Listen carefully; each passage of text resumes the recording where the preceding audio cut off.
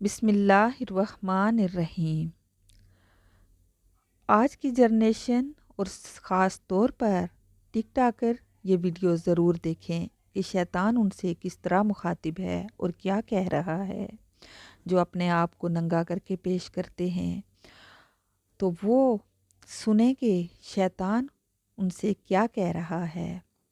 شیطان کہتا ہے کہ اذان کی آواز سن کر نماز ادا کرنے نہ جانے والا میرا باپ ہے،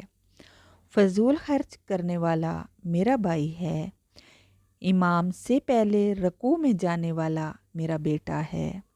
مہمان آنے پر منہ چڑھانے والی عورت میری ماں ہے،